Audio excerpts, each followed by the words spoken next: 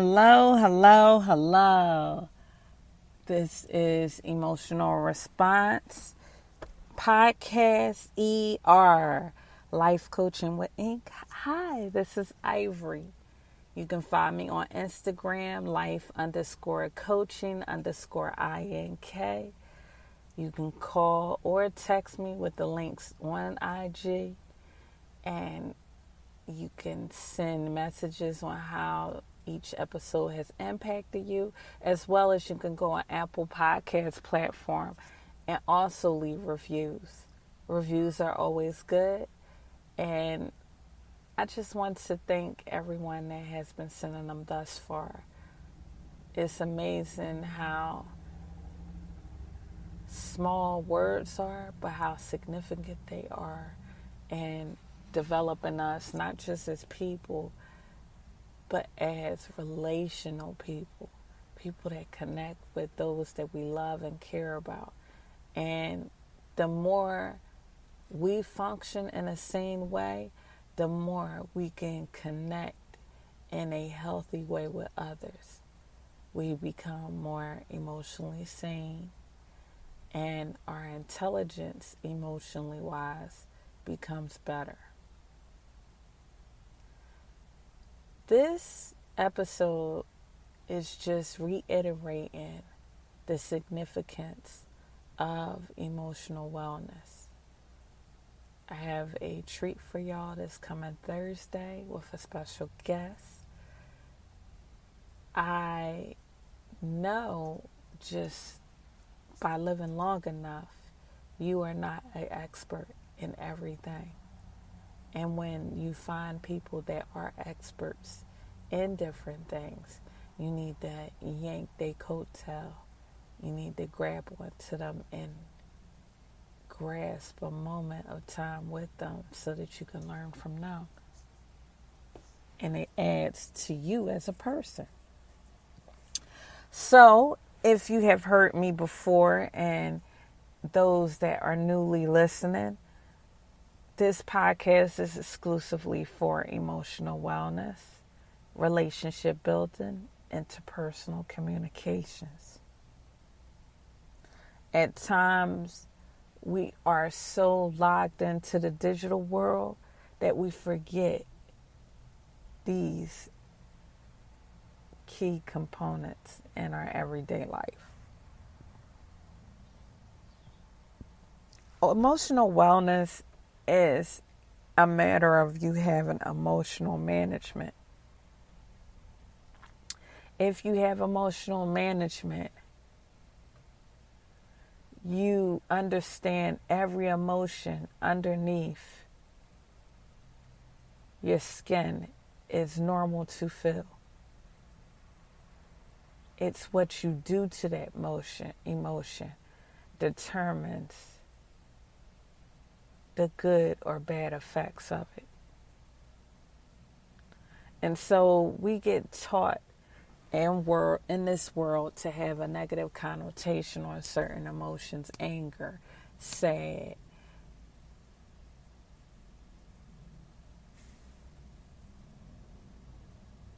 and the rippling effect out of those emotions, whether it's grief, anxiety. You are at times going to feel anxious. And if no one told you before that it's going to be a feeling that you naturally feel, whether it's your first day of school, your first day at a new job, your first day of having a first day in a relationship with the person you've been dating for a while and now it becomes exclusive, or your first date with that person, anxiousness is going to occur. But when you mislabel it as a normal feeling and you say it's abnormal, that's when it overrides your reason and it consumes you, and anxiety festers. And you find yourself lost in your emotions as soon as you feel anxious, because no one ever told you what to do with those feelings. And so that feeling comes over you, and you let it build till you about to burst. And the crazy thing about anxiety, I don't know why I'm stressing this right now, but someone needs to hear it. The crazy thing about anxiety is it can kill you. It can kill you.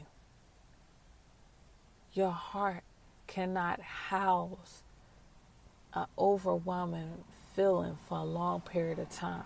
Just like stress can kill you, just like depression can push you to kill yourself. Anything in excess is too much for your body to house. And when you understand that and when you grasp that, you either learn how to manage your emotions or you get help in managing it. The pill industry is a multi-billion-dollar industry.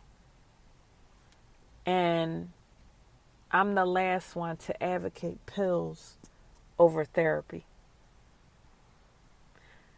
I believe everything that we need to move forward in life and flourish in life is within us.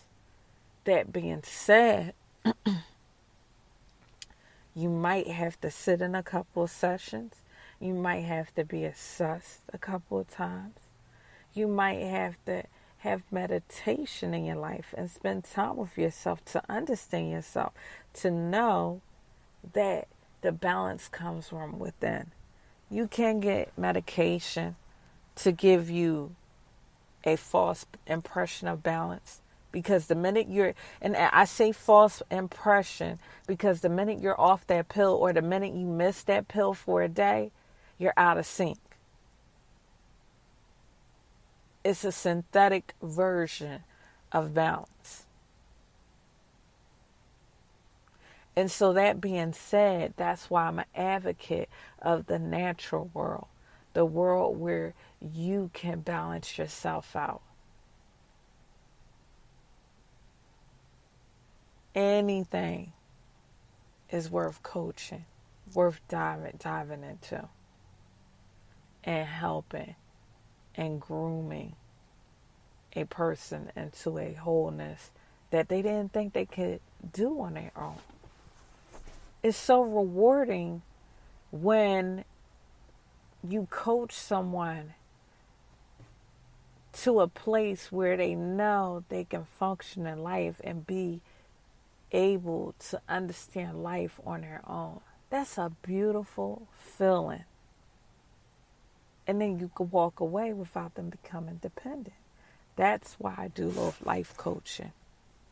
That's why I do life coaching. Can someone have me on a full-time basis in their life and hire me? Sure.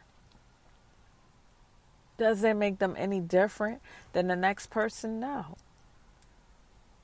They're just taking the extra responsibility to make sure they're emotionally managed daily. And based on how many years they wasn't managed emotionally, their need to have life coaching might be a little more intense than the next person.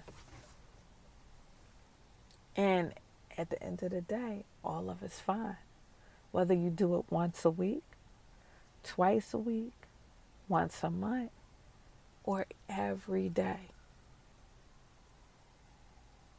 I know for certain I'm going to begin to have clients that are every day.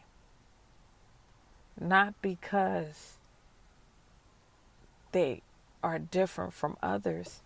It's because the digital world and the advancement of technology is pushing people away from their natural essence, which is to love others and connect with others. You are not wired to connect to a computer. Cords in a screen are meant to connect to each other, not you. Some people wake up. Wake up. And instead of rolling over and greeting their loved one, or getting out the bed and greeting their children, or calling their loved one to check up on them in the morning, they logging on. And they logging on to connect. Logging on to upload a picture. Because that's the only way they exist. And that's a sad existence. Because we existed before technology. Before technology, you still was able to pray. But people jump online and say, I pray to God. We'll talk to God. You don't have to say and announce it to everyone else, I pray to God. Because technically, if we be frank, that's not talking to God. That's giving an announcement to people on what you want to do. But you can log off and still not talk to God. That's the scary thing. You could do this big happy birthday online and forget to call the person for their birthday. Because we have begun to, instead of substitute logging in, instead of connecting with people, we have substituted logging in instead of connecting with people. Let me word that right. We have substituted logging in instead of connecting with people. Chris Rock made a bold declaration when he was announcing the fact that his marriage had ended. He said, I admit I screwed up. One of his wife's concerns was he doesn't talk to her enough. He doesn't see how her day is going. And in his mind, he felt he knew how her day was going because he logged on and saw her different posts she left throughout the day of what she was doing. And if we dissect that, she 20 times out of 20 was posting for the rest of the world. And he was interpreting it as he was part of the rest of the world. However, she still needed the components that kept their relationship flourishing. She needed those components still. And he misconstrued her activity online for a replacement of what she really wanted. But she never even wanted that to be the action to replace that action, that need, that social connection, to know that she's connecting with her husband and letting her husband know how she is doing.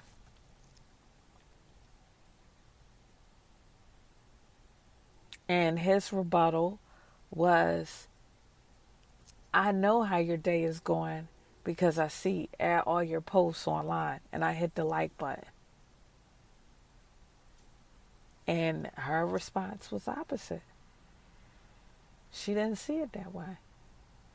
And so sometimes we equate information with intimacy. We think as long as we're sharing information online, we're intimate with individuals, whether it's people that we don't know or it's people that we do know. And the people that we do know, and we call ourselves building a false intimacy over information, we lose value in not just that relationship, but in the longevity of it.